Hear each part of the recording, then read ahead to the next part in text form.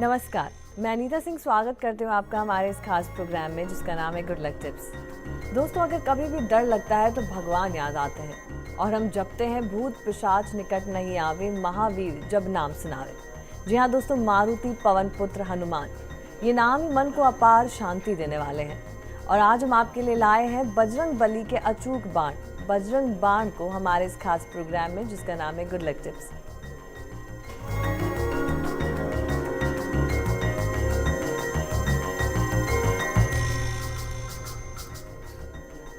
दोस्तों, संकट मोचक हनुमान जी की उपासना जीवन में दुख, भय और चिंता को दूर करने के लिए अचूक मानी जाती है।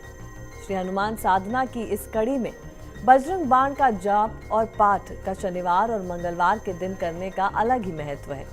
तो आज के स्पेशल एपिसोड में हम लाए हैं ऐसा ही कुछ खास आपके लिए और बहुत से ऐसे आसान उपाय हैं जिससे आपको अपने जीवन में आ रही समस्याओं को दूर करने में बहुत लाभ मिलेगा।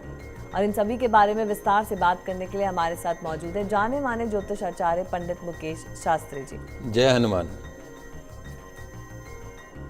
तो दोस्तों, आगे बढ़ते हैं और बात करेंगे कि क्या कुछ खास रहेगा इस प्रोग्राम में, क्या कुछ हम खास आज आपको बताने वाले हैं बजरंग बाण पाठ के बारे में। जय अम्बे। सभी दर्शकों पर भगवान श्री राम, माता सीता और साथ साथ में भगवान श्री हनुमान जी महाराज का आशीर्वाद और कृपा दृष्टि हमेशा बनी रहे। आप सभी का कल्याण हो। दोस्तों, आप किसी भी क्षेत्र में हो, योग्यता के 3 प्रमाण माने जाते हैं: निरंतरता, विश्वसनीयता और समर्पण। हनुमान जी महाराज में ये तीनों गुण मौजूद थे। उनसे बल, बुद्धि और विद्या की हमेशा मांग की जाती है। हनुमान चालीसा के आरंभ के दूसरे दोहे में लिखा गया है: बुद्धिहीन तनु जानिके सुमिरो पवन कुमार, बल बुद्धि विद्या देहु मोहि हरऊ कलेश विकार। अर्थात मैं अपने आप को बुद्धिहीन मानकर जानकर हे हनुमान जी महाराज आपका स्मरण कर रहा हूँ। आप मुझे बल प्रदान करिए, बुद्धि प्रदान करिए और विद्या प्रदान करके मेरे सभी कष्टों को और दोषों को दूर करने की कृपा करें। इसके पीछे सूत्र ये है, मूल भावना ये है कि बुद्धि विश्वसनीय हो, बल में समर्पण का भाव हो और विद्या में निरंतरता यानी सक्रियता बनी रहे, जड़ ना हो जाए। इन तीनों का जब संतुलन जीवन में होगा तो समस्त आपके जीवन के जो क्लेश हैं, जो आपके विकार हैं, वो स्वतः ही दूर हो जाते हैं। तो ये हनुमान जी महाराज की विशेषता है कि वे मनुष्य के क्लेश को और विकारों को पहचानते भी हैं और दूर करना भी जानते हैं। दोस्तों, कलयुग के प्रत्यक्ष व साक्षात देवता श्री हनुमान जी महाराज के चमत्कार से तो आप सभी परिचित हैं। जीवन के समस्त दुख, समस्त संताप को मिटाने के लिए यूं तो हनुमान जी महाराज के कई सारे प्रयोग प्रचलित हैं, लेकिन कुछ ऐसे अनुभूत अनुष्ठान भी हैं जिनका प्रयोग आज तक कभी भी खाली नहीं गया है। बजरंग बाण भी उन्हीं में से एक अनुष्ठान है। मनुष्य जीवन के समस्त भौतिक मनोकामनाओं की पूर्ति के लिए, दुखों से मुक्ति के लिए, कष्टों से मुक्ति के लिए, बाधाओं से मुक्ति के लिए, इन सभी समस्याओं से यदि आपकी शारीरिक, आर्थिक, मानसिक समस्याओं के निवारण हेतु बजरंग बाण का जो प्रयोग है वो बहुत अमोघ माना गया है, विलक्षण माना गया है, बहुत ही दुर्लभ प्रयोग माना गया है। तो जिस भी घर में, परिवार में बजरंग बाण का नियमित पाठ होता हो, अनुष्ठान होता हो, वहाँ किसी भी तरह का दुर्भाग्य कभी प्रवेश नहीं करता, दारिद्र्य वहाँ पर कभी प्रवेश नहीं करता, भूत पेत का प्रकोप वहाँ पर प्रवेश नहीं करता, असाध्य रोग, शारीरिक कष्ट कभी नहीं सताते हैं। समय अभाव के में जो व्यक्ति नित्य पाठ करने में असमर्थ हो, उन्हें कम से कम प्रत्येक मंगलवार को या शनिवार को यह पाठ अवश्य करना चाहिए।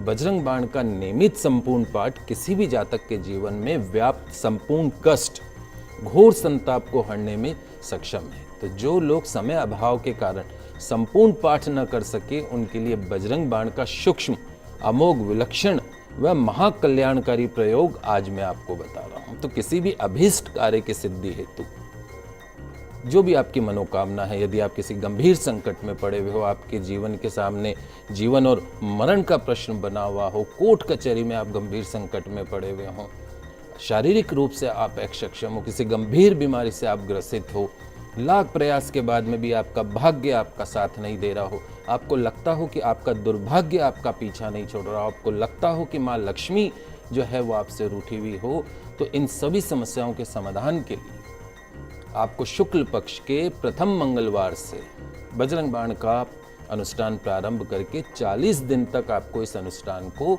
अगर आप करते हैं तो निश्चित तौर पर आपकी सारी मनोकामनाएं पूर्ण होती, गंभीर से गंभीर संकटों से भी आपको मुक्ति मिलती है। तो दोस्तों, ये तो आपने जाना कि क्या कुछ है बजरंग बाण में और किस तरीके से जो बजरंग बाण पाठ है उसको करने से आपको क्या कुछ फायदे हो सकते हैं और किस तरीके से जो आपकी ज़िंदगी में समस्त समस्याएं हैं उनका निवारण की सिर्फ एकमात्र अगर कहें कि जो दवा है वो बजरंग बाण हो सकती है। तो पंडित जी, ये तो हमने बात करी कि कार्य सिद्ध करने के लिए कि ये विधि की बात हम कर रहे थे कि किस तरीके से बजरंग बाण का क्या महत्व है, लेकिन अगर हम इसकी बात करें तो विधि विधान के हिसाब से किस तरीके से इसको प्रयोग में लाया जा सकता है? जी हाँ, आज आपको मैं जो अनुष्ठान बता रहा हूँ बजरंग बाण का, उसके लिए एक विशेष विधि है। आप स्वयं अपने घर पर आप इस विधि के द्वारा बजरंग बाण का अनुष्ठान कर सकते हैं। आप स्वयं उसको कर सकते हैं, किसी पंडित को बैठा के करवाने की ज़रूरत नहीं। यदि आप स्वयं करते हैं तो निश्चित तौर पे आपको फ़ायदा होता है। तो आपको करना यह है कि किसी भी शुक्ल पक्ष के प्रथम मंगलवार को या शनिवार को प्रातः स्नान आदि से निवृत्त होने के पश्चात में, अभी शुक्ल पक्ष चल भी रहा है, तो शुक्ल पक्ष के प्रथम मंगलवार या कोई भी शुक्ल पक्ष का मंगल शनिवार हो तो प्रातःकाल स्नान आदि से निवृत्त होकर लाल वस्त्र धारण करके आपको अपने पूजा का जो घर है, पूजा को जो स्थान है, वहाँ पे एक ऊनी आसन आपको काम में लेना है। तो ऊनी आसन पे पूर्वाभिमुख होकर अर्थात पूर्व दिशा की तरफ मुख करके आपको आसन ग्रहण कर लेना है। तत्पश्चात में आपको आचमन और प्राणायाम करके भगवान श्री राम और भगवान श्री हनुमान जी की पूजा का आपको संकल्प करना है। संकल्प करने के पश्चात में अपने सामने आपको एक चौकी की स्थापना करनी, चौकी अर्थात बाजोट की आपको स्थापना करनी है। उस बाजोट के ऊपर आपको एक लाल वस्त्र बिछा लेना है। लाल वस्त्र बिछाकर उसके ऊपर आप केसर से या हल्दी से या कुमकुम से आपको स्वस्तिक का चिन्ह बना लेना है।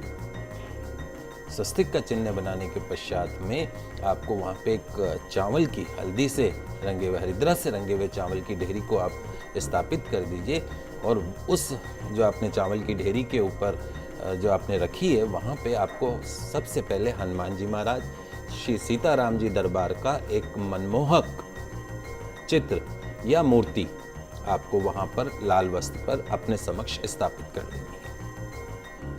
ये ध्यान रखें कि महावीर हनुमान जी महाराज के किसी भी अनुष्ठान में अथवा पूजा में अखंड दीप का विशेष महत्व होता है। तो आइए आपको मैं ये बता देता हूँ कि अखंड दीप बनता कैसे है, उसकी क्या विधि है।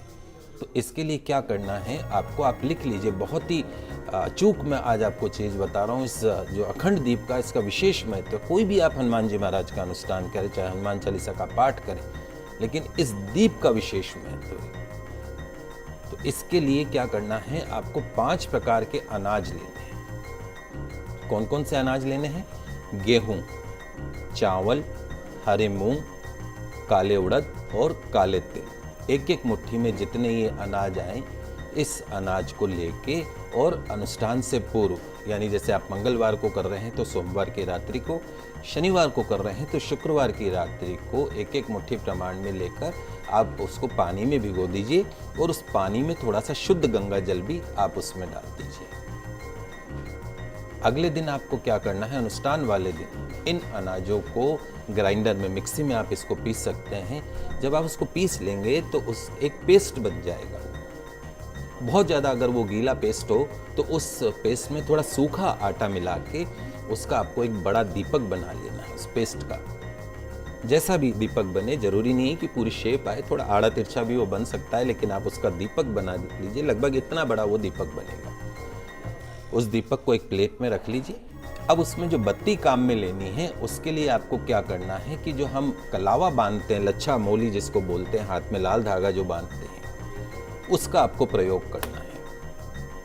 तो यदि आप अपने स्वयं के लिए कर रहे हैं, अपने बच्चे के लिए कर रहे हैं, या अपने किसी भी और परिजन के लिए कर रहे हैं जिसको किसी को शरीर का कष्ट है, या जो भी आपकी मनोकामना है, यदि आप स्वयं के लिए कर रहे हैं तो आपको क्या करना है कि उस जो आपने कलावा लिया है, लच्छा मोली जो ली है, उसका एक गट्टा लेना है आपको। उस गट्टे को, मोली को सिर से पांव तक सिर से पाँव के अंगूठे तक की लंबाई आपको 5 बार नापनी है। कितनी बार? 5 बार आपको लंबाई नापनी है। फिर उस जो आपने 5 लंबाई नापी है, मान लीजिए आपकी 5 फुट लंबाई है तो 25 फुट लंबी वो मोली हो गई। फिर उसको फोल्ड करके और उसको बट के उसकी बत्ती बनानी है। कब तक बटना है उसको? जब तक वो हथेली जितनी लंबी रह जाए, लगभग इतना 1 इंच जो है वो मोटी हो जाएगी, हथेली जितनी लंबी वो बत्ती बन जाएगी। उस बत्ती को आपने जो दीपक बनाया है वो अखंड दीप के लिए, उसमें आप तिल का तेल या चमेली के तेल डाल के उसमें उस बत्ती को आपको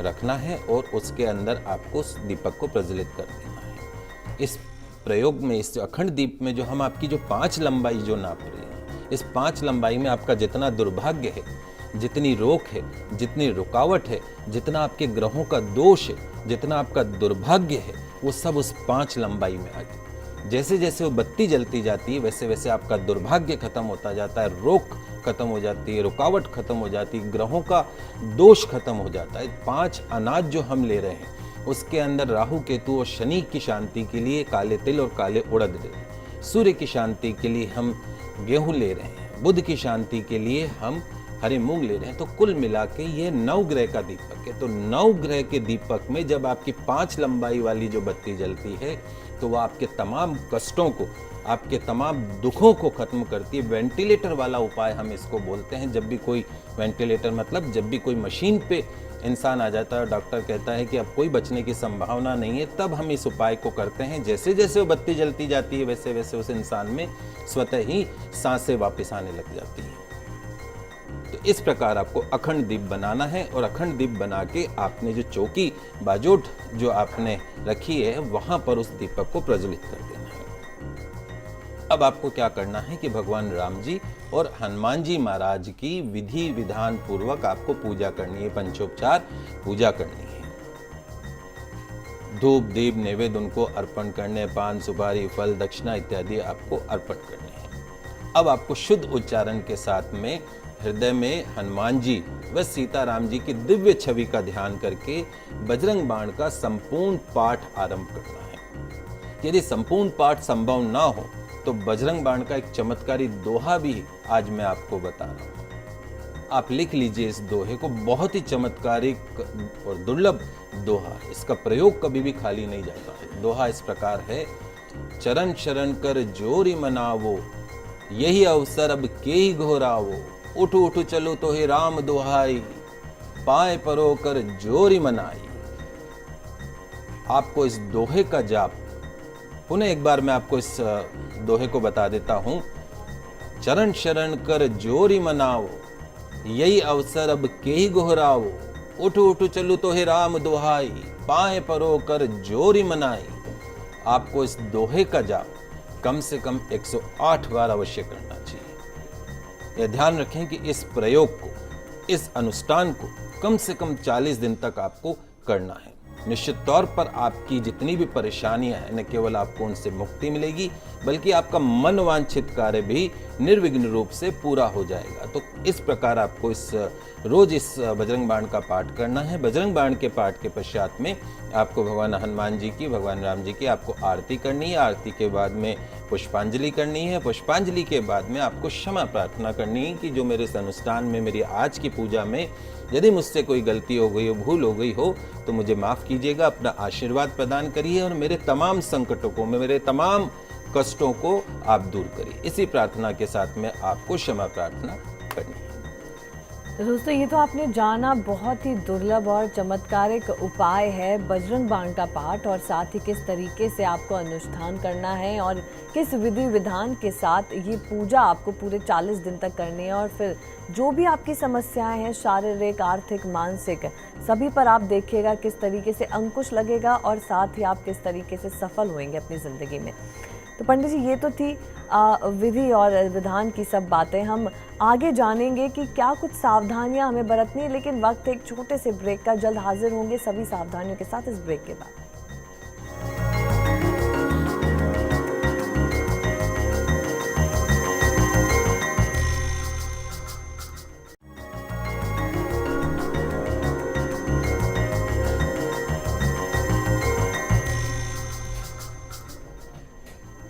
स्वागत है आपका ब्रेक के बाद।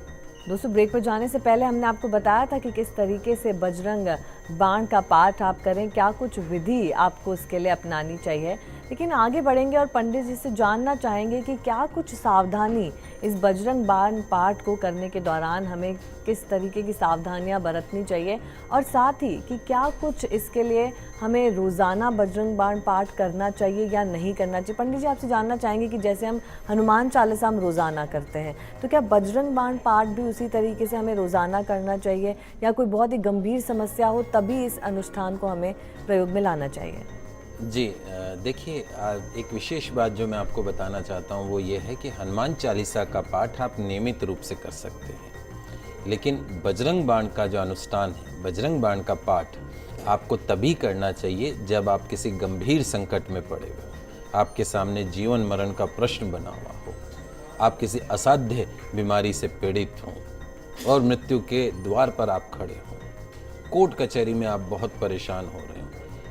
कारण क्या है कि बजरंग बाण के अंदर हनुमान जी महाराज को शपथ दी जाती है श्री राम की कि अगर आपने हमारा ये काम नहीं किया तो आपको श्री राम जी की शपथ है, सौगंध है आपको।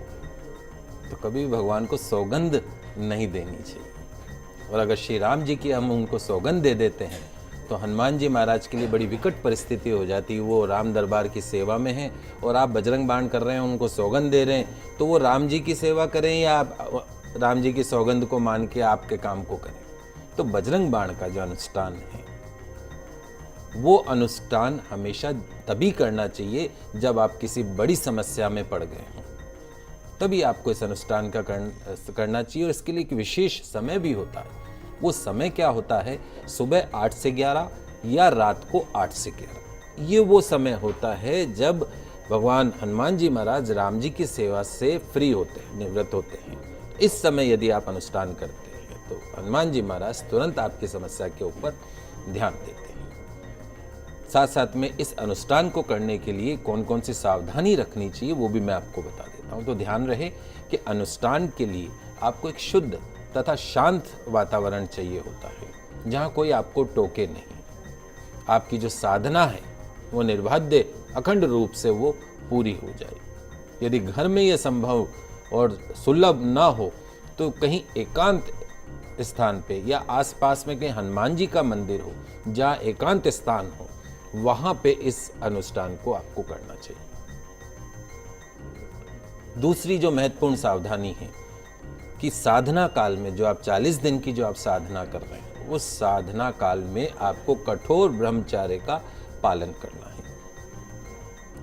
तीसरी जो महत्वपूर्ण सावधानी है उसमें क्या है कि संपूर्ण साधना के 40 दिन में आपको हनुमान जी महाराज के समक्ष गुड़ का, चने का, मधु यानी शहद का, मुनक्का का, बेसन के लड्डू का, केले का, इनका आपको भोग अर्पण करना है। और साधना उपरांत जो प्रसाद जो है वो सबको वितरण करके, पूरे घर में जो भी आपके सदस्य हैं या मंदिर में कर रहे हैं तो जो भी वहाँ पे उपस्थित हैं सबको आपको उस प्रसाद को वितरण करके आपको फिर लास्ट में, अंत में आपको उस प्रसाद को ग्रहण करना है। और आपको एक समय 40 दिन तक एक समय आपको भोजन ग्रहण करना है, और उसमें भी गुड़ और गेहूं से बने, ध्यान रखें, गुड़ और गेहूं से बने पदार्थ का ही भोजन आपको ग्रहण करना है। एक समय अगर आप चाहें तो फलाहार अवश्य कर सकते हैं।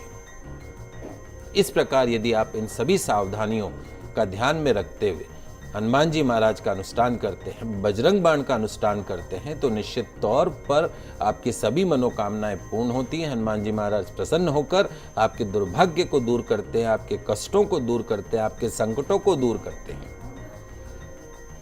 तो दोस्तों, ये तो आपने जाना कि किस तरीके से आपको सावधानी बरतनी चाहिए बजरंग बाण पाठ के दौरान। जिस तरीके से पंडित जी ने आपको बताया कि इसमें हम हनुमान जी को, हम भगवान को शपथ दिलाते हैं, सौगंध दिलाते हैं, तो इसे बहुत ही सतर्कता पूर्वक इस पाठ को, इसका अनुष्ठान आपको करना चाहिए। पंडित जी, ये तो हमने बात करी सावधानियों की। हम आगे बढ़ेंगे और हम दर्शकों को बताना चाहेंगे कि किस प्रकार की सिद्धियां इस पाठ के द्वारा प्राप्त की जा सकें, और आपसे जानना चाहेंगे क्या है वो सिद्धियां। हनुमान जी महाराज जो हैं उनको 9 निधि और 10 सिद्धि का दाता माना गया। सिद्धि अर्थात पूर्णता की प्राप्ति होना, वह सफलता की अनुभूति मिलना। सिद्धि को प्राप्त करने का मार्ग एक कठिन मार्ग है। जो इन सिद्धियों को प्राप्त कर लेता है वह जीवन की पूर्णता को पा लेता है, भगवान को पा लेता है। असामान्य कौशल या क्षमता अर्जित करने को सिद्धि कहा गया है। चमत्कारिक साधनों द्वारा अलौकिक शक्तियों को पाना, जैसे दिव्य दृष्टि हुई, अपना आकार छोटा कर लेना हुआ, घटनाओं की स्मृति पहले ही प्राप्त कर लेना इत्यादि सिद्धि इसी अर्थ में प्रयुक्त होती है।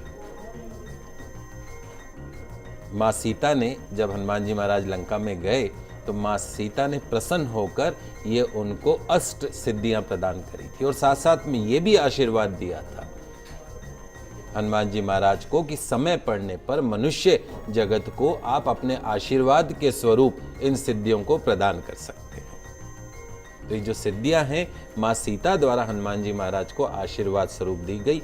और यदि आप बजरंग बाण का अनुष्ठान करते हैं, आप नियमित रूप से हनुमान जी महाराज का अनुष्ठान करते हैं, तो हनुमान जी महाराज प्रसन्न होकर इन अष्ट सिद्धियों को आपको भी आशीर्वाद के रूप में प्रदान कर सकते हैं। तो कौन कौन सी सिद्धियां होती है, आज हम इन्हीं पे चर्चा करेंगे। तो मुख्य सिद्धियां 8 प्रकार की कही गई हैं। इन सिद्धियों को पाने के उपरांत साधक के लिए संसार में कुछ भी असंभव नहीं रह जाता है। जैसा मैंने आपको बताया कि अष्ट सिद्धि भगवान हनुमान जी महाराज को माँ सीता ने आशीर्वाद स्वरूप प्रदान करी थी। तो ये अष्ट सिद्धियां क्या हैं और इनसे क्या क्या हो सकता है, आज इस पर भी हम चर्चा करें। तो आइए जानते हैं 8 प्रमुख सिद्धियों के बारे में। सबसे पहली जो सिद्धि है वो है अणिमा सिद्धि। क्या होती है अणिमा सिद्धि? अपने को सूक्ष्म बना लेने की क्षमता ही अणिमा सिद्धि। हनुमान जी महाराज ने कैसे बिल्कुल अपने आप को छोटा कर लिया था। यह सिद्धि वह सिद्धि है जिससे युक्त होकर व्यक्ति सूक्ष्म रूप धरकर एक प्रकार से दूसरों के लिए अदृश्य हो जाता है। इसके द्वारा आकार में लघु होकर, छोटा होकर एक अणु के रूप में परिवर्तित हो सकता है। अणु एवं परमाणु की शक्ति से वो संपन्न होकर साधक वीर और बलवान हो जाता है। तो अणिमा की सिद्धि से संपन्न योगी साधक अपनी शक्ति द्वारा अपार बल प्राप्त कर सकता है। अगली जो सिद्धि है वो है महिमा सिद्धि। तो अपने को बड़ा एवं विशाल बना लेने की क्षमता को महिमा कहा जाता है। यह जो सिद्धि है आकार को विस्तार देती है, विशाल काय स्वरूप को जन्म देने में सहायक है। इस सिद्धि से संपन्न होकर साधक प्रकृति को विस्तारित करने में सक्षम होता है। जिस प्रकार केवल ईश्वर ही अपनी इसी सिद्धि से ब्रह्मांड का विस्तार करते हैं, उसी प्रकार साधक भी इसे पाकर उन जैसी शक्ति को प्राप्त कर सकता है। अगली जो सिद्धि है वो है गरिमा सिद्धि। इस सिद्धि से मनुष्य अपने शरीर को जितना चाहे उतना भारी बना सकता है। यह सिद्धि साधक को अनुभव कराती है कि उसका जो वजन है, उसका जो भार है, उसके अनुसार बहुत अधिक बढ़ सकता है, जिसके द्वारा वह किसी के हटाए या हिलाए जाने पर भी नहीं हिल सकता है। अगली जो सिद्धि है वो लघिमा सिद्धि। तो लघिमा सिद्धि क्या होती? स्वयं को हल्का बना लेने की क्षमता ही लघिमा सिद्धि होती। लघिमा सिद्धि में साधक स्वयं को अत्यंत हल्का अनुभव करता है। इस दिव्य महासिद्धि के प्रभाव से योगी जो होता है, साधक जो होता है, सुदूर अनंत तक फैले हुए ब्रह्मांड के किसी भी पदार्थ को अपने पास बुलाकर उसको लघु करके अपने हिसाब से उसमें परिवर्तन कर सकता है। दोस्तों, ये तो थी 4 सिद्धियां जो अभी पंडित जी ने हमें बताई। उसके अलावा भी और सिद्धियां हैं जिनके बारे में विस्तार से हमें पंडित जी बताएंगे। अगली जो सिद्धि है वह प्राप्ति सिद्धि। तो कुछ भी निर्माण कर लेने की क्षमता, इस सिद्धि के बल पर जो कुछ भी पाना चाहे उसे प्राप्त किया जा सकता है। इस सिद्धि को प्राप्त करने पर साधक जिस भी किसी वस्तु की इच्छा करता है वह असंभव होने पर भी उसे प्राप्त हो जाती है। जैसे रेगिस्तान में प्यासे को पानी प्राप्त हो सकता है, या अमृत की चाह को भी पूरा करने में वह सक्षम हो जाता है। केवल इस सिद्धि के द्वारा ही यह असंभव को भी संभव कर सकता है। अगली जो सिद्धि है वो है प्रकाम्य सिद्धि। तो कोई भी रूप धारण कर लेने की क्षमता प्रकाम्य सिद्धि की प्राप्ति करवाता है। इस सिद्धि के सिद्ध हो जाने पर मन के विचार आपके अनुरूप परिवर्तित होने लगते हैं। इस सिद्धि में साधक अत्यंत शक्तिशाली शक्ति का अनुभव करता है। इस सिद्धि को पाने के बाद मनुष्य जिस वस्तु की इच्छा करता है उसे पाने में कामयाब हो जाता है। व्यक्ति चाहे आसमान में उड़ भी सकता है, यदि चाहे तो वो पानी के ऊपर चल भी सकता है। इतनी मुख्य सिद्धि मानी गई है। अगली जो सिद्धि है वो है इशिता सिद्धि। तो हर सत्ता को जान लेना और उस पर नियंत्रण करना ही इस सिद्धि का अर्थ है। इस सिद्धि को प्राप्त करके साधक समस्त प्रभुत्व और अधिकार प्राप्त करने में सक्षम हो जाता है। सिद्धि प्राप्त होने पर अपने आदेश के अनुसार किसी पर भी अधिकार जमाया जा सकता है, वह चाहे राज्यों से लेकर साम्राज्य ही क्यों ना हो। इस सिद्धि को पाने पर साधक भगवान के रूप में परिवर्तित हो सकता है। अगली जो सिद्धि है वो है वशिता सिद्धि। ये जो सिद्धियां हैं इस कलयुग में पाना बहुत मुश्किल है, पर मैं आपको इन सिद्धियों के महत्व के बारे में बता रहा हूं। वशिता सिद्धि जीवन और मृत्यु पर नियंत्रण पा लेने की क्षमता को वशिता या वशीकरण कहा जाता है। इस सिद्धि के द्वारा जड़, चेतन, जीव जंतु, पदार्थ, प्रकृति सभी को स्वयं के वश में किया जा सकता है। इस सिद्धि से संपन्न होने पर किसी भी प्राणी को आप अपने वश में कर सकते हैं। तो यदि आप भी अपने दुर्भाग्य से पीछा छुड़ाना चाहते हैं तो भगवान हनुमान जी की आराधना निश्चित तौर पर आपको कष्टों से मुक्ति दिलाने वाली रहेगी। अष्ट सिद्धियों की यदि आप प्राप्ति करना चाहते हैं तो नियमित रूप से भगवान हनुमान जी की आराधना आपको फल देने वाली रहेगी, आपके दुर्भाग्य को खत्म करने वाली रहेगी। तो दोस्तों, आज हमने चर्चा की पूरे विस्तृत तौर पर कि आप बजरंग बाण पाठ का किस तरीके से विधि विधान द्वारा पाठ करें, पूजा करें तो आपके जीवन की समस्त समस्याएं एक पल में दूर जा सकती हैं। आशा करते हैं हमारा ये कार्यक्रम आज आपको ज़रूर पसंद आया होगा। साथ ही हम शुक्रिया अदा करेंगे पंडित जी आपका कि आपका हमारे स्टूडियो में आने का और साथ ही दर्शकों का मार्गदर्शन करके उन्हें बजरंग बाण पाठ के बारे में इतना विस्तृत जानकारी देने के लिए आपका शुक्रिया। जय श्री राम। तो अगर दोस्तों आप भी अपनी किसी समस्या का समाधान चाहते हैं तो आप हमें कॉल कर सकते हैं, हमें मेल भी कर सकते हैं। हमारा मेल आईडी है goodlucktips@firstindianews.com।